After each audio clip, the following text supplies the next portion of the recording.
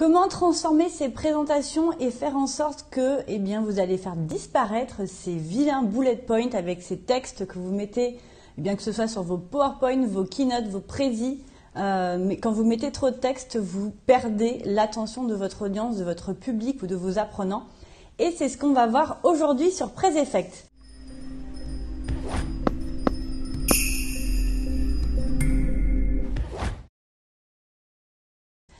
Alors, pour ceux qui ne me connaissent pas, je suis Isabelle Brabant et je suis metteur en scène d'idées. Ça veut dire que tous les jours, j'accompagne des entrepreneurs à illustrer leurs idées pour qu'ils se démarquent sur Internet ou en tant que formateur via des formations qui soient innovantes et pédagogiques. Alors, si vous êtes justement entrepreneur, formateur et que tous les jours, vous devez soit prendre la parole en public, soit avoir des réunions, soit faire des formations en présentiel ou en ligne, vous avez l'obligation en tout cas de créer des supports qui vont permettre d'illustrer vos idées pour faire en sorte que vos apprenants, votre public, retiennent mieux les informations que vous voulez leur faire passer. Le seul souci, c'est qu'on a tendance à avoir des mauvaises habitudes alors qu'on a appris il y a un petit bout de temps quand on a commencé sur PowerPoint et qui nous ont incité à mettre du texte avec des bullet points.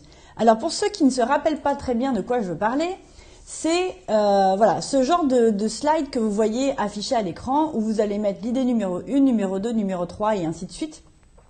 Vous allez mettre du texte et vous allez vous imaginer que en les citant comme ça, vous pouvez même les faire apparaître les uns après les autres, mais que vous allez pouvoir expliquer et que le fait d'expliquer à votre public ou les personnes en tout cas que vous avez en face de vous, elles vont retenir votre information puisque vous avez marqué une petite phrase qui explique ce que vous êtes en train de dire. Alors, peut-être, mais pas vraiment en fait. Parce que du coup, ce qu'on retient mieux, c'est les visuels. On retient 40 fois plus facilement une information si elle est illustrée par des visuels. C'est pas moi qui le dis, c'est les neurosciences. Et il faut en tenir compte pour parler au mieux à nos apprenants, à notre public. Pourquoi ? Parce qu'on est dans un monde avec Internet où il y a de plus en plus d'informations qui circulent, où on est constamment sollicité pour apprendre de nouvelles choses, connaître de nouvelles choses, partager de nouvelles choses sur les réseaux sociaux et autres. Et du coup, on a très peu de temps, enfin en tout cas un temps de concentration qui a été diminué au fur et à mesure des années. Et il faut en tenir compte. Donc le but c'est de capter l'attention au maximum. C'est ce que moi j'aide à faire, mes clients c'est ce que je les aide à faire tous les jours. Et du coup, je suis en train de réfléchir à créer une petite formation. Alors je pense qu'elle sera gratuite dans un premier temps.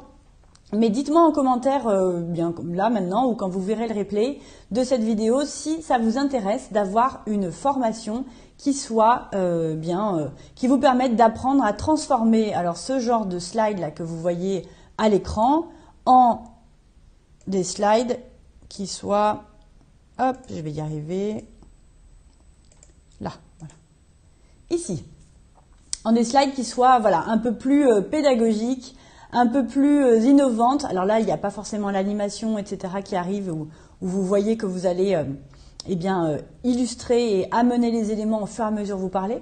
Là, c'était juste pour vous montrer un petit extrait d'illustration que je mets en place dans mes formations pour faire passer le message à mes apprenants et faire en sorte que ce genre de petits visuels, de petits schémas leur permettent de retenir mieux l'information.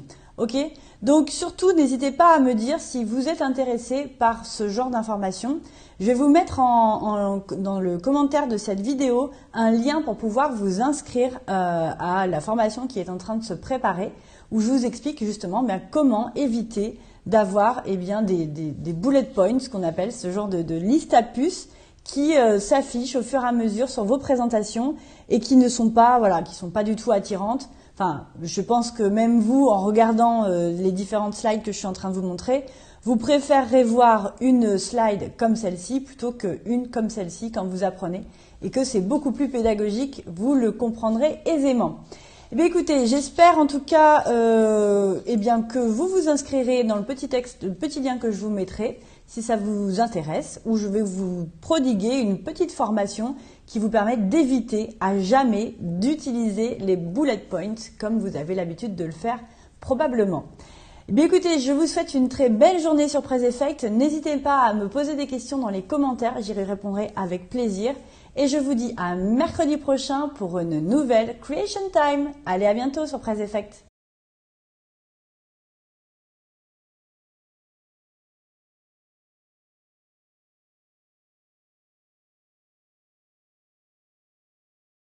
Démocratisons les belles présentations.